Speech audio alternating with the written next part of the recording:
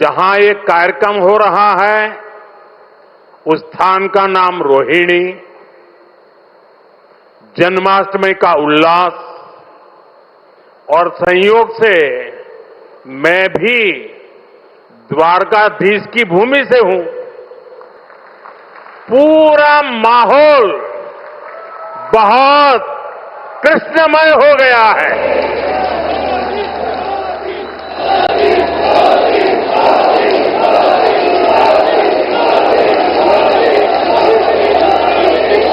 साथियों, अगस्त का ये महीना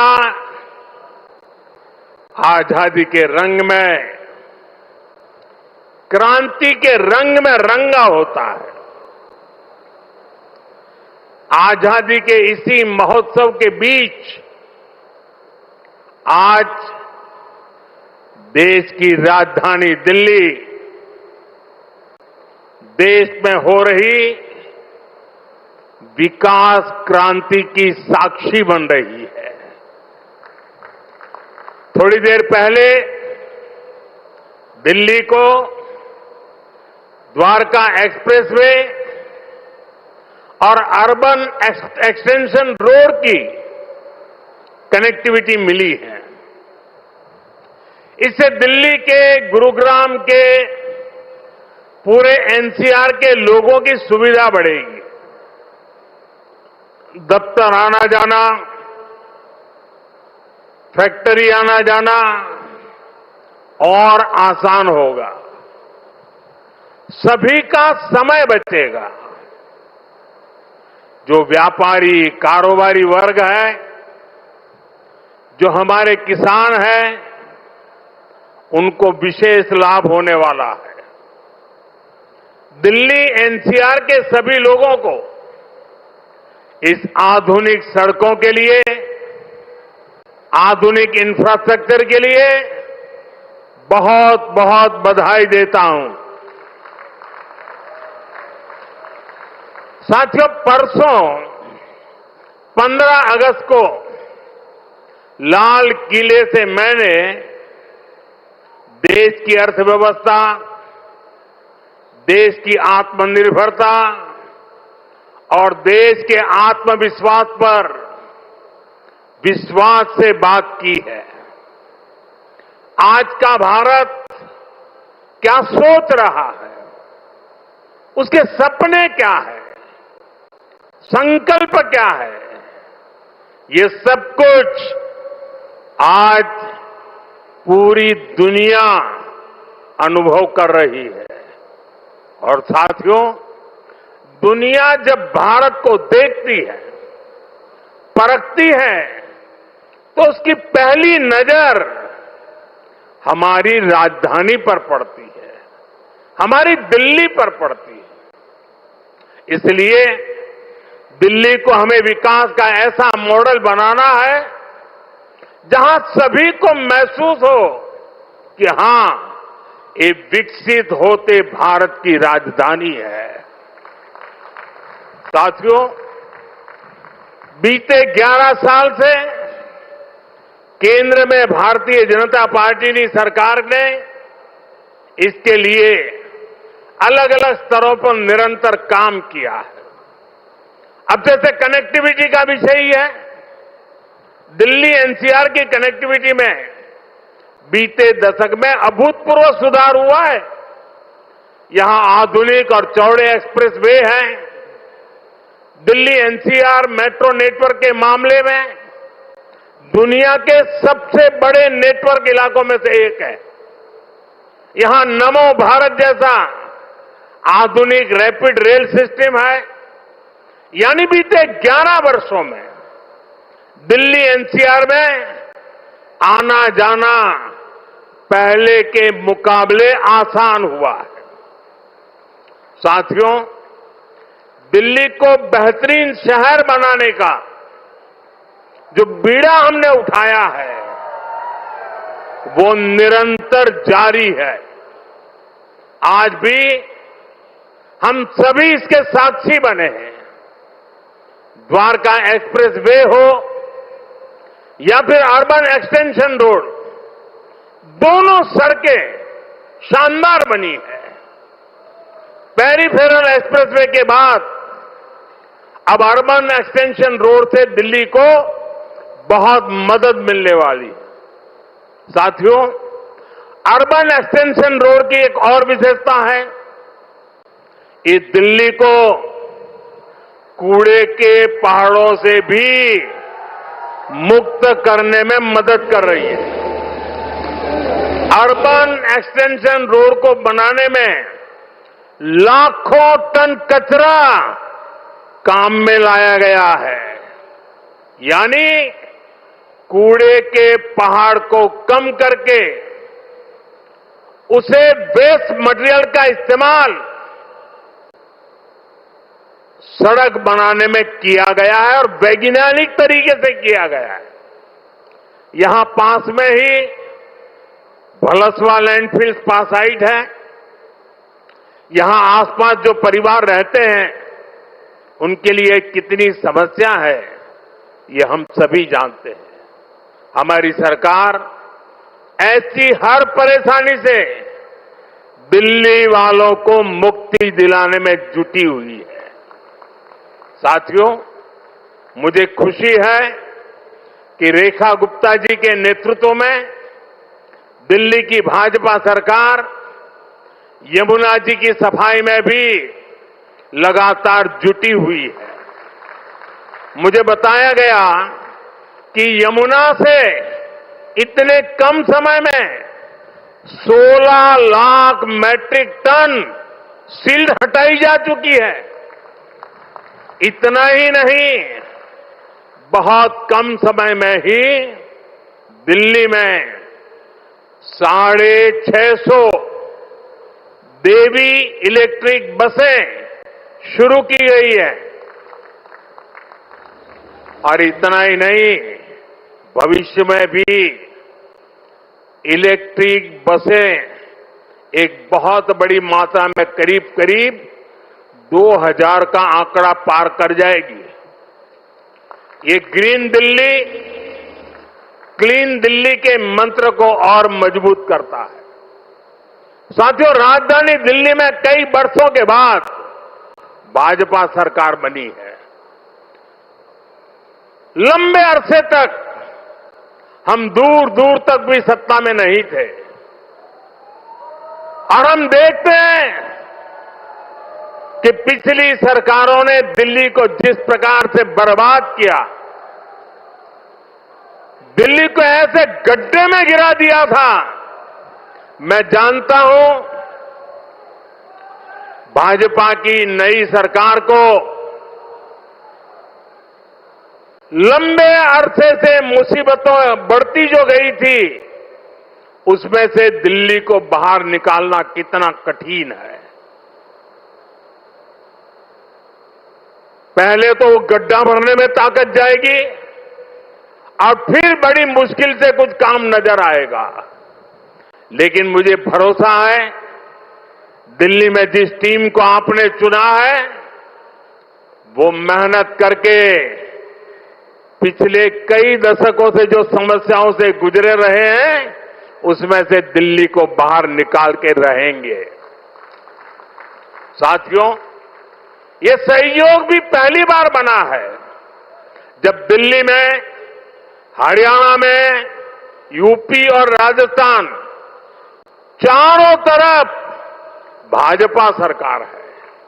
ये दिखाता है इस पूरे क्षेत्र का कितना आशीर्वाद भाजपा पर है, हम सभी पर है।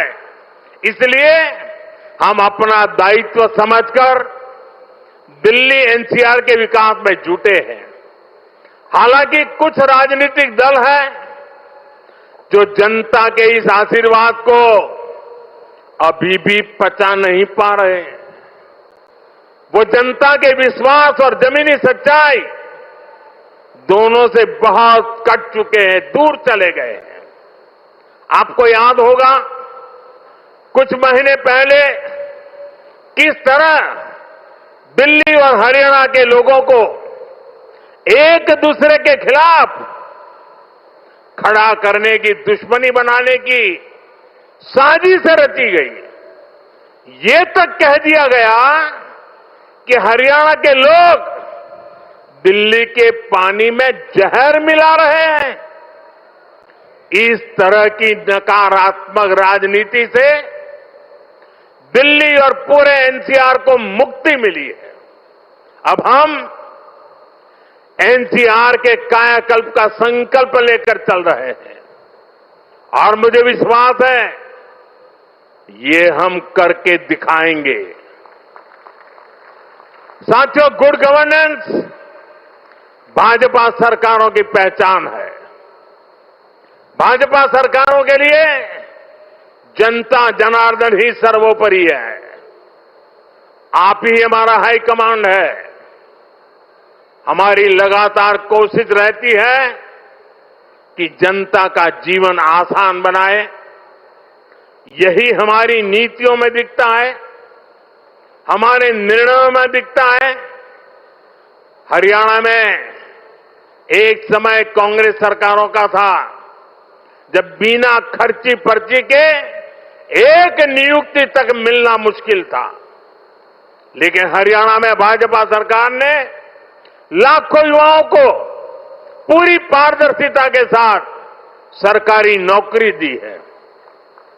नायब श्री सैनी जी के नेतृत्व में ये सिलसिला लगातार चल रहा है। साथियों, यहां दिल्ली में भी जो झुग्गियों में रहते थे, जिनके पास अपने घर नहीं थे, उनको पक्के घर मिल रहे हैं।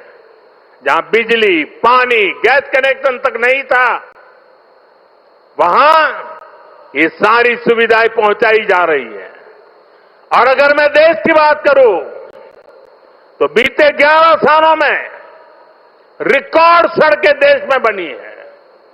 हमारे रेलवे स्टेशनों का कायाकल्प हो रहा है।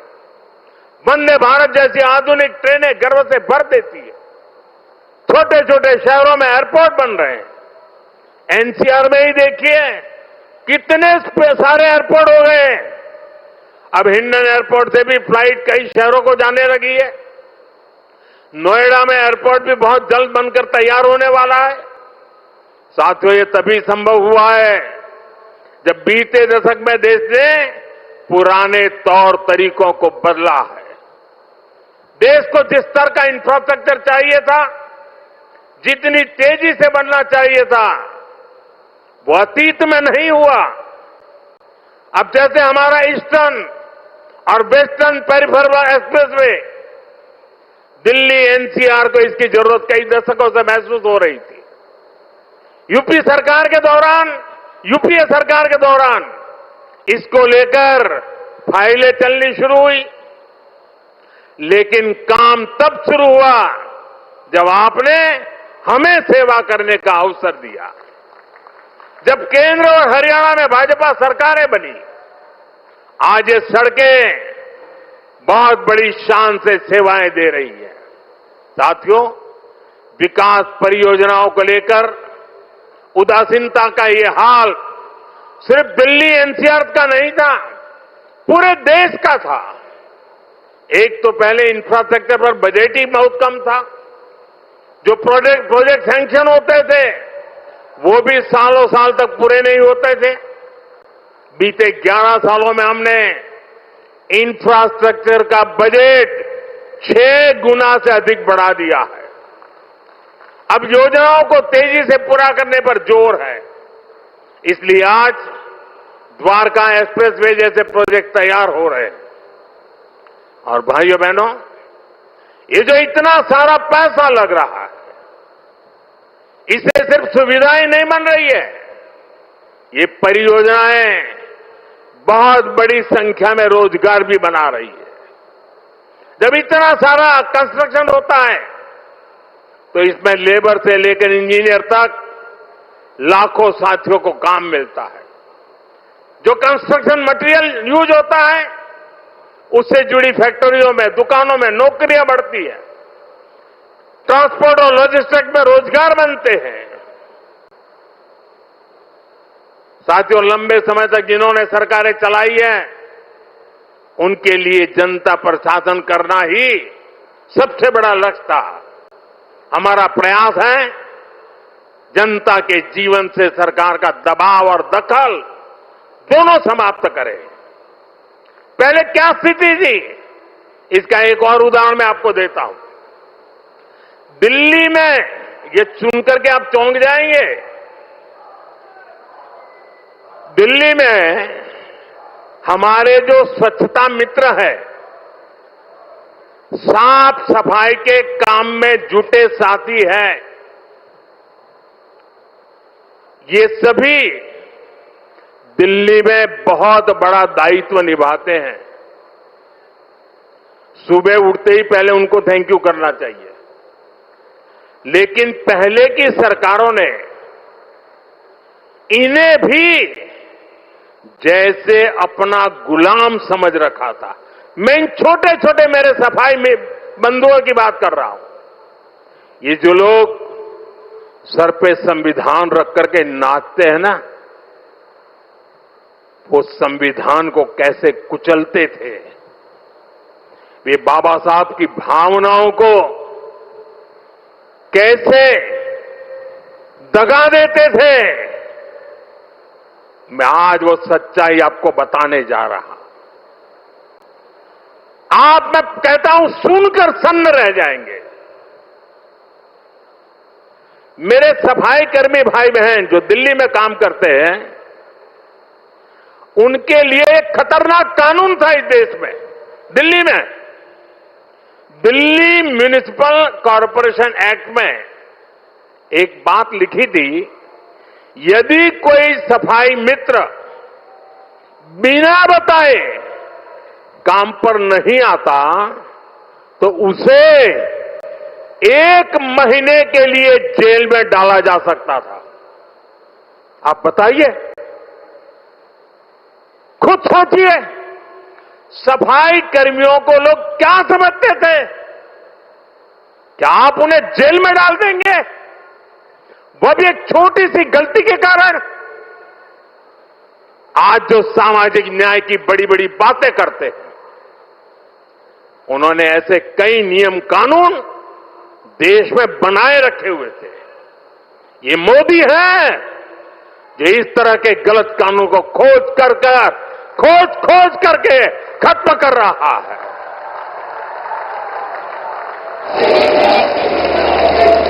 हमारी सरकार है तो सैकड़ों कानूनों को समाप्त कर चुकी है और ये अभियान लगातार जारी है। साथियों, हमारे लिए रिफॉर्म का मतलब है सुशासन का विस्तार। इसलिए हम निरंतर रिफॉर्म पर बल दे रहे हैं। आने वाले समय में हम अनेक बड़े बड़े रिफॉर्म्स करने वाले हैं ताकि जीवन भी और बिजनेस भी सब कुछ और आसान हो। साथियों, इसी कड़ी में अब जीएसटी में नेक्स्ट जनरेशन रिफॉर्म होने जा रहा है। इस दिवाली जीएसटी रिफॉर्म से डबल बोनस देशवासियों को मिलने वाला है।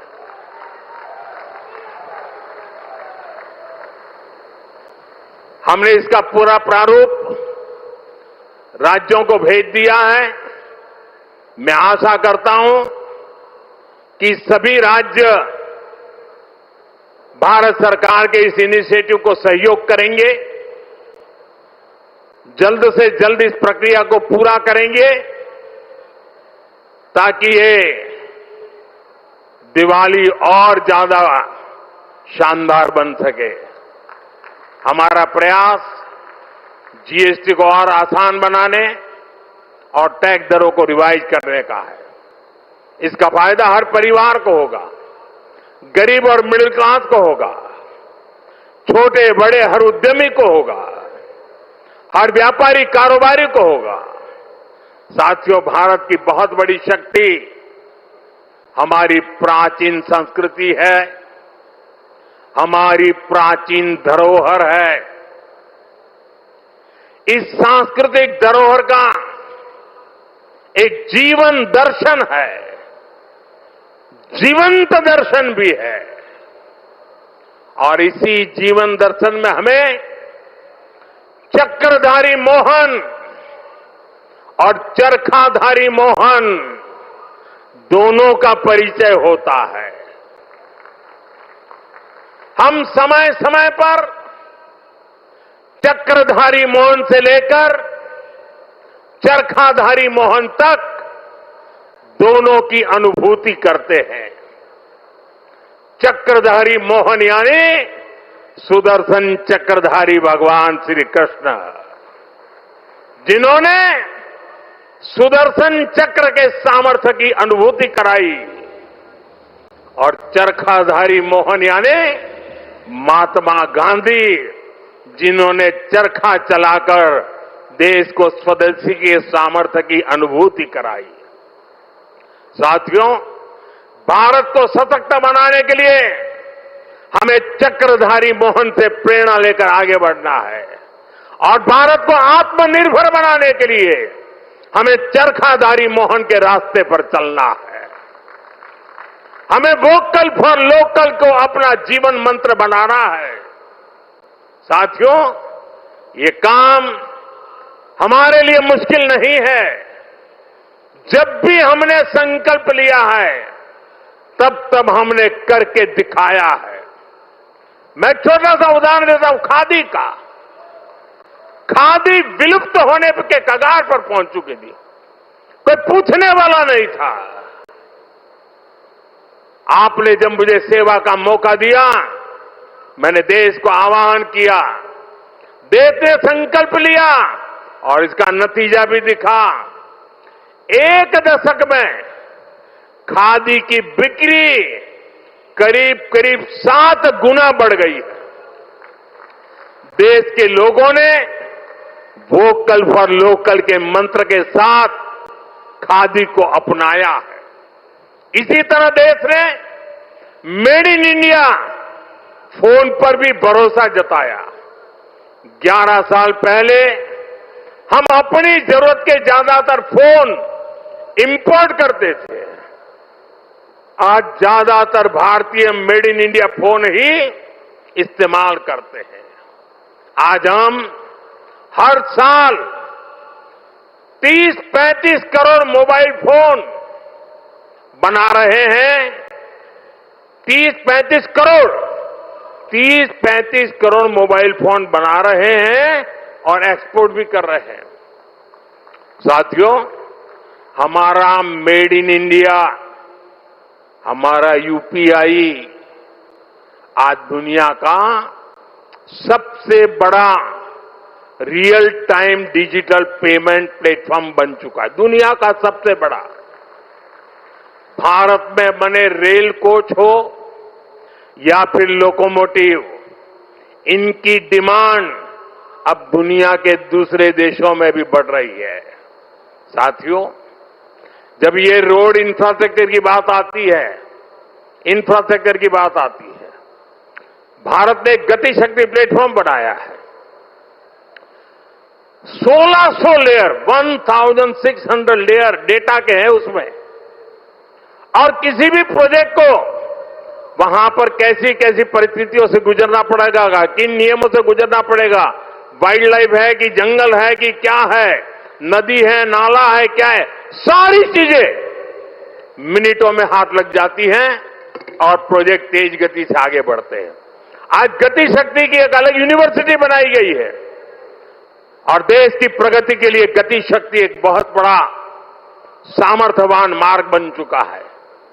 साथियों, 1 दशक पहले तक हम खिलौने तक बाहर से इंपोर्ट करते थे, लेकिन हम भारतीयों ने संकल्प लिया वोकल फॉर लोकल का, तो ना सिर्फ बड़ी मात्रा में खिलौने भारत में ही बनने लगे, लेकिन बल्कि आज हम दुनिया के 100 से ज्यादा देशों को खिलौने निर्यात भी करने लगे। साथियों, इसलिए मैं फिर आप सभी से, सभी देशवासियों से आग्रह करूंगा, भारत में बने सामान पर हम भरोसा करें। भारतीय हैं तो भारत में बना ही खरीदें। अब त्योहारों का सीजन चल रहा है। अपनों के साथ अपने लोकल उत्पादकों की खुशियां बांटे। आप तय करें, गिफ्ट वही देना है जो भारत में बना हो, भारतीयों द्वारा बनाया हुआ। साथियों, मैं आज व्यापारी वर्ग से, दुकानदार बंधुओं से भी एक बात कहना चाहता हूं। होगा कोई समय विदेश में बना सामान आपने इसलिए बेचा हो ताकि शायद आपको लगा हो प्रॉफिट थोड़ा ज्यादा मिल जाता है। अब आपने जो किया सो किया, लेकिन अब आप भी वोकल फॉर लोकल के मंत्र पर मेरा साथ दीजिए। आपके इस एक कदम से देश का तो फायदा होगा, आपके परिवार का, आपके बच्चों का भी फायदा होगा। आपकी बेची हुई हर चीज से देश के किसी मजदूर का, किसी गरीब का फायदा होगा। आपकी बेची गई हर चीज का पैसा भारत में ही रहेगा, किसी न किसी भारतीय को ही मिलेगा। यानी ये भारतीयों की खरीद शक्ति को ही बढ़ाएगा, अर्थव्यवस्था को मजबूती देगा। और इसलिए मेरा आग्रह है, आप मेड इन इंडिया सामान को पूरे गर्व के साथ बेचें। साथियों, दिल्ली आज एक ऐसी राजधानी बन रही है जो भारत के अतीत का भविष्य के साथ साक्षात्कार भी कराती है। कुछ दिन पहले ही देश को नया सेंट्रल सेक्रेटरिएट, कर्तव्य भवन मिला है। नई संसद बन चुकी है। कर्तव्य पथ नए रूप में हमारे सामने है। भारत मंडपम और यशोभूमि जैसे आधुनिक कॉन्फ्रेंस सेंटर पर दिल्ली की शान बढ़ा रहे हैं। ये दिल्ली को बिजनेस के लिए, व्यापार कारोबार के लिए बेहतरीन स्थान बना रहे हैं।